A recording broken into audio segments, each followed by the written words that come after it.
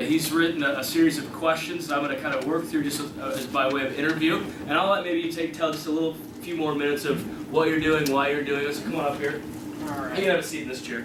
I'll slide over here. You graduated in what year? 2012. Last year. Last year. Yeah. That's it?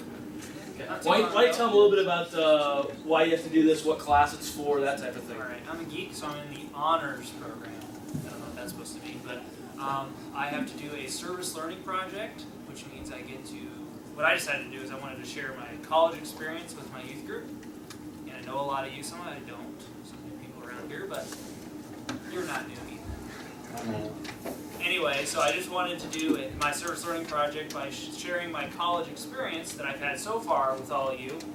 And I've learned a lot in a year and a half, and you all will too. I just wanted you to learn from what I've experienced already. I haven't experienced a whole lot, not as much as your youth sponsors, but a little bit. And some of you know me, so maybe you'll listen to me or something. Hopefully. How many, seniors, raise your hand. How many of you have your college decision nailed down? 2.5 of you, 3 of you, I think 3 of you. Give your attention to this, and it will be helpful to you. I'm going to ask just a series of different questions that relate to just even planning within also the spiritual aspect of college. We've talked a lot about the transition from high school to college is probably even more than what we expect. And one of the things that I've even talked about with students and parents is we often plan financially, we plan academically, but we don't think as intentional about how we're going to plan spiritually. For when you are away from your parents, some of you will be, and you are on your own and you're making decisions. And those convictions really becoming something that are your convictions that you live by, even though mom and dad aren't there prompting you and reminding you. So we'll have just we won't take very long, but I'm going to ask her a few questions. First of all, what is the biggest worry that parents and teens have in preparation for college? Money. Expenses, right? Grant, tell us, how have you prepared for your college expenses? And just some advice from your experience and how you help them prepare for that. Well, the best thing is to have your parents pay for it, but not everyone's parents can just cough up a bunch of money and pay for it. So probably one of the best ways of doing it is working. Like, I work at Hy-Vee, I work 20 hours a week, and I was able to save a lot of money and able to put it towards college, and that helped a ton. If you get a job, that's a bunch of income, and you don't have to use all of it very much. I mean, you think about it, you guys don't have very many expenses. It's not like you have car payments or anything like that. So any money that you do earn, you can save. So try not spending it too much on clothes, and guys, try not to spend it too much on food or girlfriends. All right. Good. How did what was the key word there? Girlfriends. No, save. Save. The key word was save, Connor.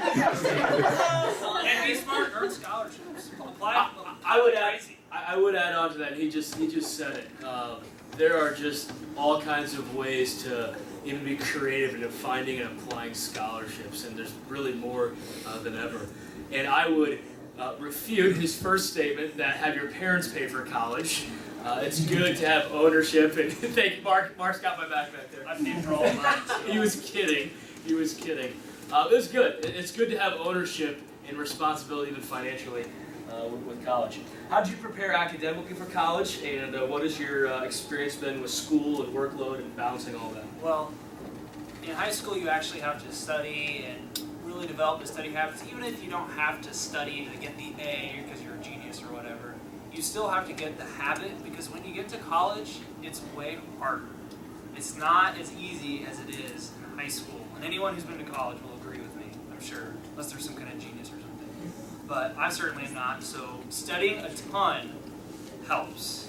Is there a lot of difference in reading?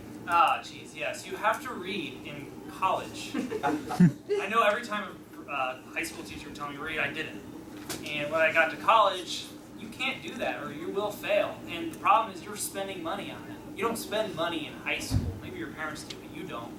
But when it's your own money, I don't know, it changed my perspective when I'm spending the money on the course. And it just made me want to actually use it, but a lot of kids don't.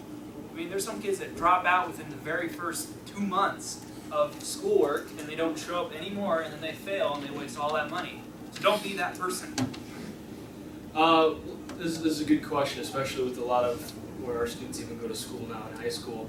And you went to a Christian school as well. What's been the biggest shock in transitioning from that Christian school environment into a secular campus like DMAC? It's a lot different. You see some different things. Students are not always dressed the same way. They don't act the same way. You hear swearing a lot more. That's for sure. Even from professors. In the middle of a lecture, I had a professor just drop the F-bomb like 3 times. And he also would talk about, I had one substitute professor, he wasn't my actual professor, but he got up there and started spewing a bunch of stuff about why Christians are terrible and that we're bigots and a bunch of things like that. Can I jump in right there? How is your faith been challenged even in the classroom? Sometimes the arguments that they have are really convincing. They're like, whoa, that makes sense, but I know that they're not right, and I have to sit there and think about why they're wrong. And I always figure out they are wrong, but their arguments are really convincing, and if you're not if you're not in the Word, and if you don't really develop your worldview, you could easily get turned in 5 seconds. They're that good at convincing if you go to a public university. We'll do a couple more questions. I had an interesting scenario this week, although it wasn't in the classroom. I had a guy walk into my office on Tuesday, never seen him before in my life. And you know how 1 Peter talks about being ready to give a defense for the reason of hope that lies within you. And he said to me, "Can I ask you 2 questions, Pastor?" I said, "Sure, come on in, have a seat." And he said, tell me why we should believe in pre-tribulation, rapture. And because I don't believe that. I believe in post-trib. So you talk about you got to be ready to defend what you believe. That's obviously a very specific scenario. You're going to face different ones probably in college. But his question was also this. My second question is, I think you can lose your salvation. The Bible clearly teaches that. Do you think that? And so we sat for an hour and a half Tuesday morning. Again, never seen this guy. Had a really good discussion. A younger Christian in his still learning quite a bit, has a very interesting lifestyle and baggage. But the same is true in college. Can you, on a moment's notice, give the reason for the hope that lies within you? Can you defend what you believe? I think that's good. Okay, just a couple more here.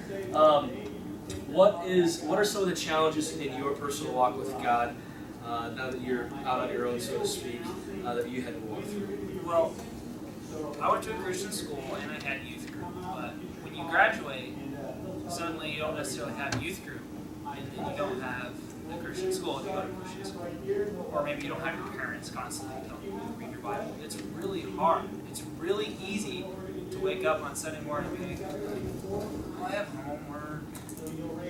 Maybe I don't need to go to church. Stuff like that. Like, there's no immediate people. They're just there teaching you stuff. You have to actively go out and actually do devotions on your own. You have to go to church. You have to find the groups to help you out. It's really hard. And I'm certainly not an expert at it. I struggle too. But I mean, it's not. You graduate, things are the same. It's way different. You have to take initiative and actually do stuff yourself and not just rely on your parents make you do or whatever. Good. Do you guys have any questions for him? Spiritually speaking, as far as walking through college? Any questions? Have you found any friends at DMAC that are also Christians that you can talk to? That's a good question. Did you all hear that? I do have Josh Moser. He's a lot of my friends that are Christians are from my school, and there are friends that I had that are not necessarily Christian anymore. I mean, they get out into the real world and they just. I'm not saying I'm better than them or by any means, but like I just said, they're walked away. I mean, I can think of several people that have just completely they're gone. So drinking, sexual stuff, all that, they're already completely gone. We're only a year and a half out, and it's really sad to see. And I mean, it's pretty discouraging, but you see some friends though that are definitely stronger for it. I have several friends that are better Christians than they were even in high school because they woke up and realized this is a real thing, and others, well, the opposite happened. But. Good. Anything else before we wrap up? Any sponsors want to throw a question out there? They get to ask. Going once? Going twice? Alright, cool. Thanks, man. Yep, Good and job. there's a little packet that I made that just talks about college costs and other interesting facts about college students and all that. So if you want to pick them up, you can. No big deal. Alright, thanks. All right. You're in Philemon. Let's